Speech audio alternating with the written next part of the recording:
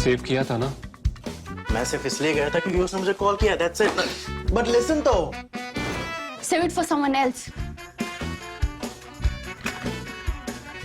जिंदगी में सेव करना जरूरी है, मगर जब बात पैसों की हो, सिर्फ सेविंग से काम नहीं चलेगा। इक्विटी म्यूचुअल फंड्स में इन्वेस्ट कीजिए और अपने सेविंग्स को आगे बढ़ने का मौका दीजिए। Mutual fund investments are subject to market risks. Read all scheme-related documents carefully. It's now been about 3 years since the big changes were carried out in Jammu and Kashmir. We know what happened with Article 370, 35A, etc., etc. I am sure most of you can write an entire essay on all that. But what is it that this was supposed to lead to? So one of the things that residents of the valley, particularly Muslim residents of the valley, worried about or expressed concerns about was a change in demographic balance or demographic picture in the valley or in Jammu and Kashmir, because as we know, Ladakh was taken away as a separate union territory. Now, how would a demographic change take place?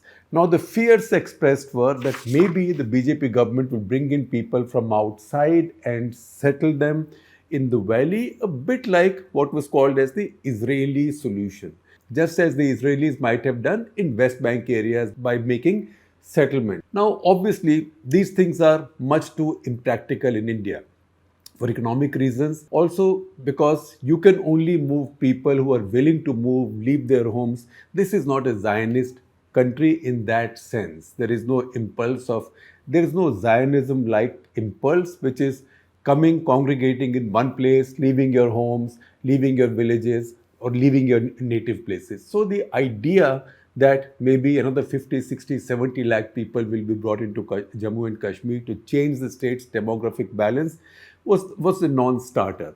And it was also, in a way, a fear that maybe wasn't rooted in reality or in a realistic understanding of the situation. But, now there is a but in this situation. But following the changes in the constitution or the constitutional status of Jammu and Kashmir, other things were meant to follow. And one of them now is seeming to be unfolding. And that is with the statement of the Chief Electoral Officer of the state, Hirdesh Kumar, who has said that now a new voter registration will be carried out. And as that survey is carried out for updating the electoral rolls, those who are residents in Kashmir, those who are living in Kashmir for a reasonable amount of time, but they don't have to be permanent resident. Permanent resident was like the natives of Kashmir, or what was earlier called state subjects. Earlier in the state, only those could vote who were state subjects, Kashmiris, Hindus or Muslims, but those whose families had lived in Kashmir, not just lived in Kashmir, but belonged to Kashmir 1947 onwards. So any outsider who lived in Kashmir, even for 30 years, 40 years, who went in from outside, either had to vote in their own native places or in Jammu and Kashmir, they could vote, they could register in the electoral rolls, but only vote for parliament elections. They could not vote in assembly elections.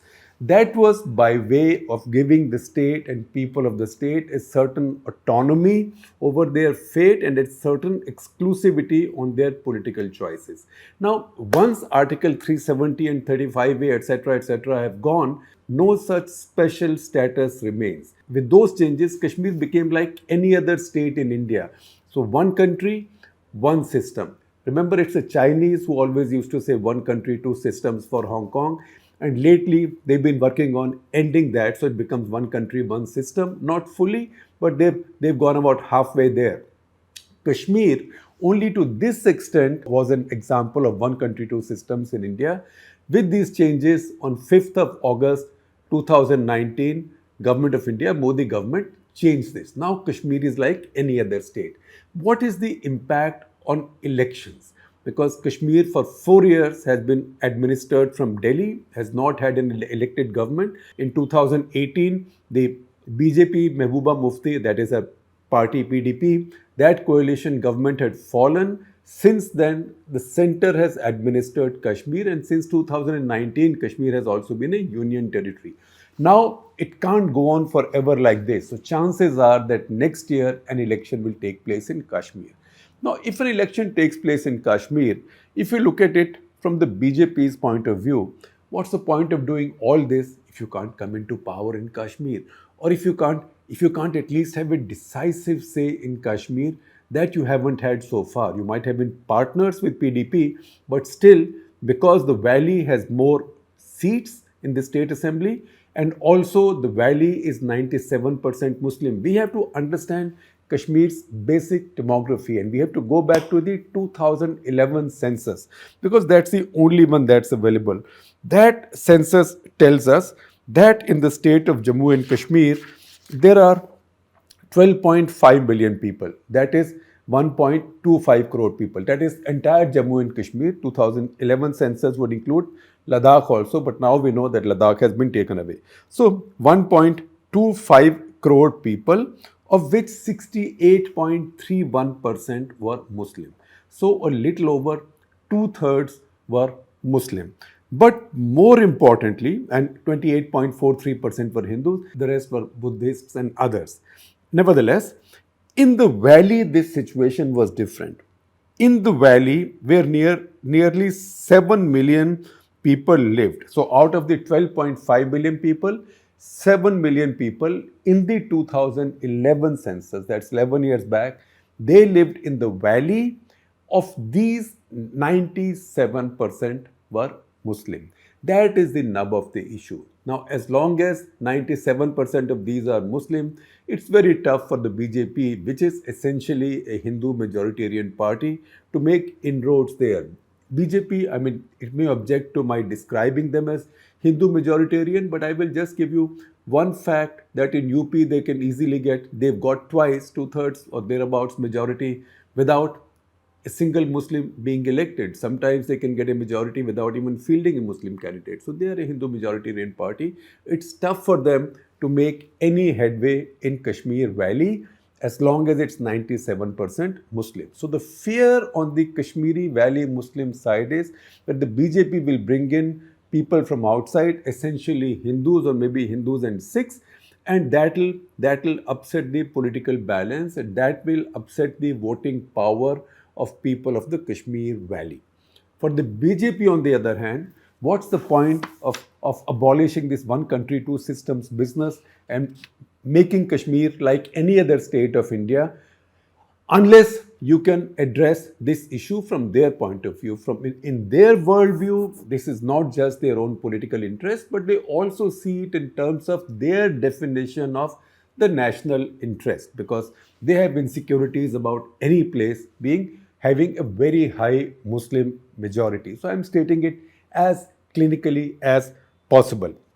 Now the basic change, what was the basic change?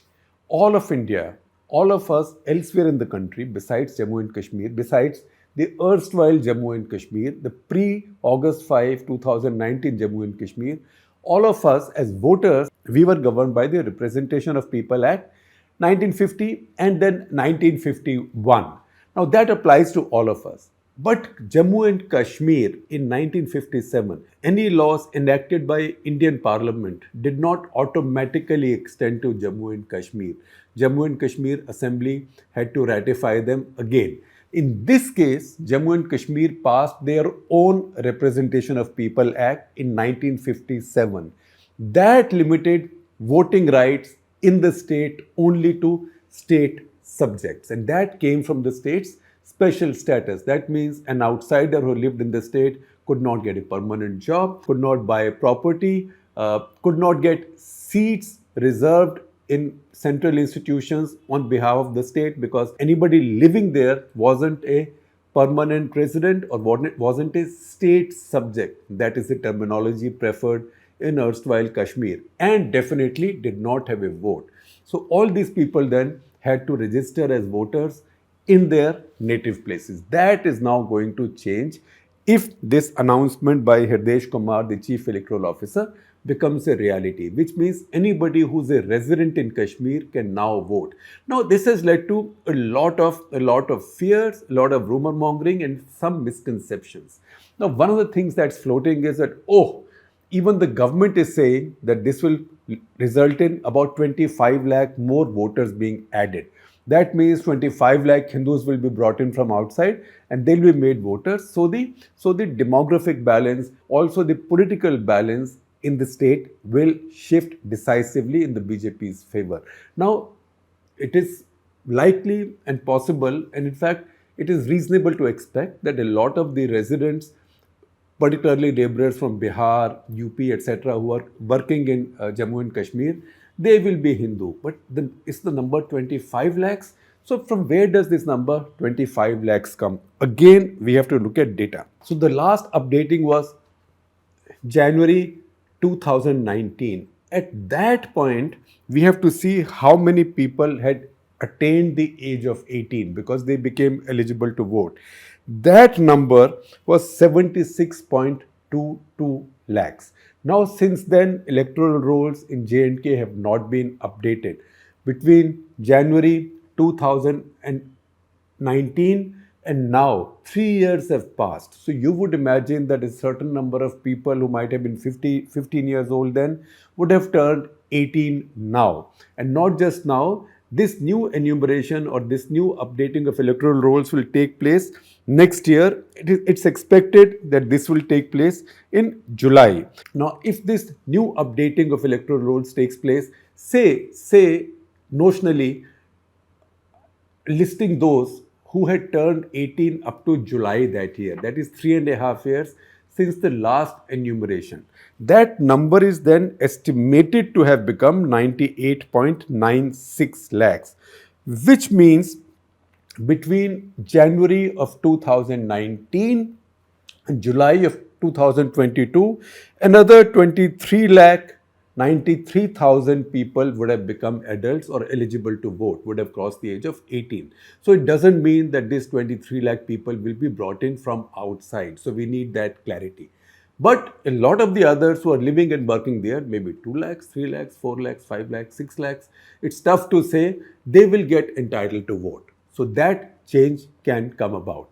Now, the other thing that is now being discussed and I see it coming from a lot of social media handles in the valley, but also from a lot on the Hindu right, on the side of the Hindu right, because one is fearful of this, the other sees it as an opportunity, which is that, we have lakhs of these soldiers serving in Jammu and Kashmir, particularly in Kashmir Valley. All of them will become voters and that will tilt the balance. No such thing is going to happen. And no such thing can happen because in our country, the law is very clear. It's been so for a long time. It's service personnel, Army, Navy, Air Force. So what happens to a Navy sailor who's on a voyage for 6 months? Where would that Navy sailor vote?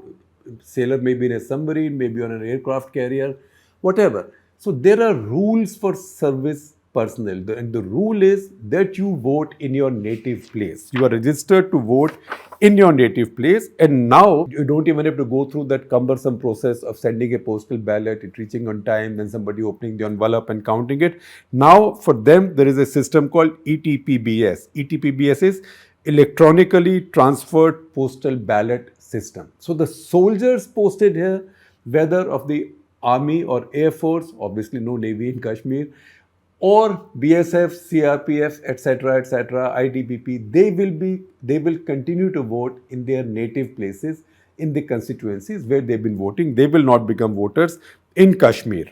Now, how will the new voters join? So, new voters have to fill what is called as Form 6. Form 6 means you have to give history of your family, when did you come, what happened, how long you've been resident, where were you voter earlier, because you can't have a vote in 2 places. That used to happen earlier. Now with Aadhaar linkage and electronics getting so much better, it's becoming increasingly not impossible, but very, very, very, very difficult. So to think that people who have billions of votes in Bihar will also be given votes in Kashmir, somebody wants to be malevolent, many funny things can be done, but under the law, unlikely, in fact, under the law, impossible that such a thing should happen. Once again, if somebody's been registered as a voter, anybody, any voter in the same constituency can then go to the State Election Commission by filling up what is called as Form 7. These are regular provisions of Representation of People Act. These are not Kashmir specific because now the National Act applies in Kashmir.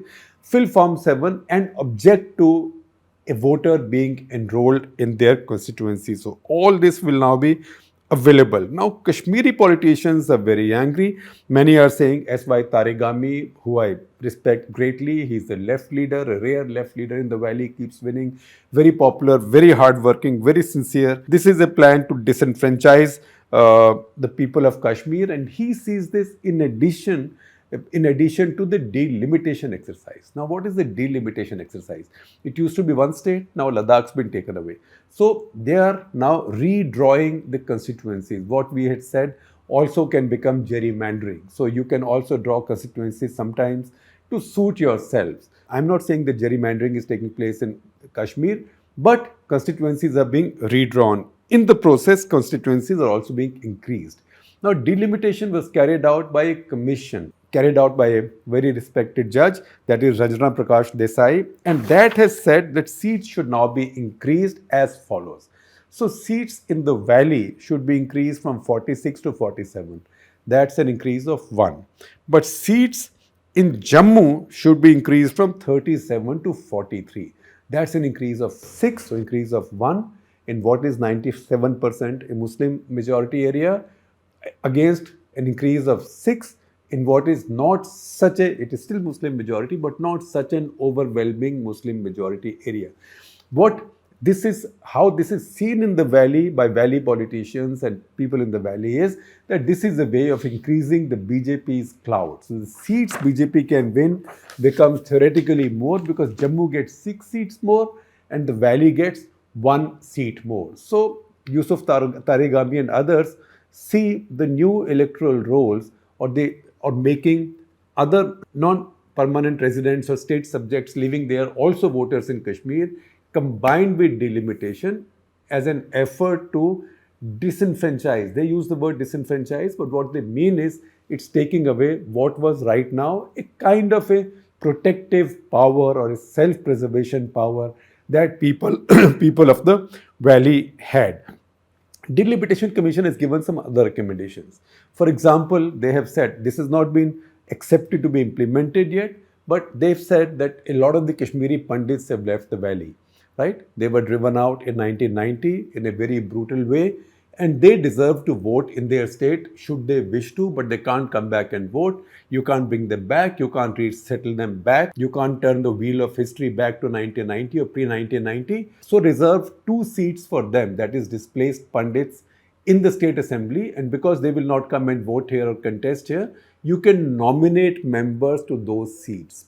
Plus, the Delimitation Commission also says that if you so wish, you can also nominate members to the seats reserved for Pakistan-occupied Kashmir. Now, that's a peculiar thing between India and Pakistan because both countries don't accept the legitimacy or claim that the other country has on the part of Kashmir controlled by them. India keeps 24 seats reserved in the J&K Assembly for people in Pakistan-occupied Kashmir. Notionally, because that is part of our country, we can't hold elections there, but we have these vacancies, these seats. Once this becomes part of our country, as it should, then they will vote. The Pakistanis similarly they return the compliment. They have seats reserved for what they call as Indian-held Kashmir.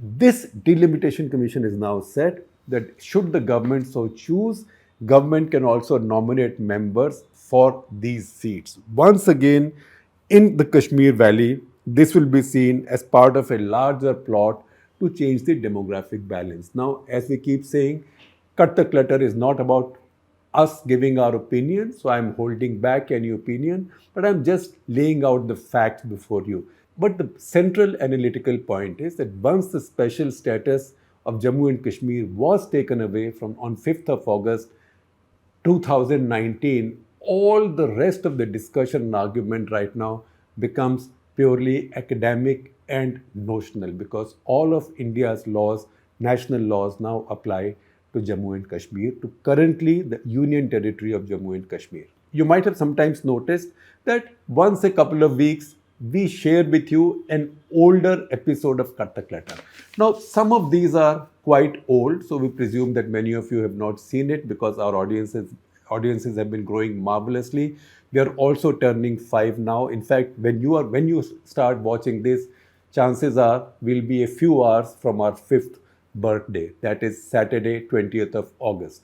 So since it's our 5th birthday and we have a body of work to display and or flaunt, so we are sharing some of our older work which you may have missed again with you. And this is some of our most watched or most read work, so please keep track of it.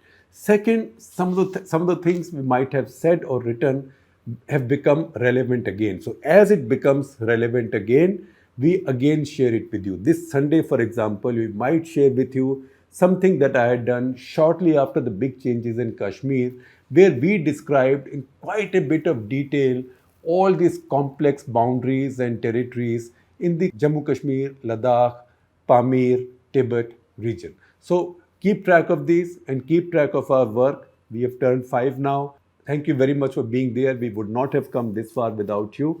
We are also counting on your support going ahead.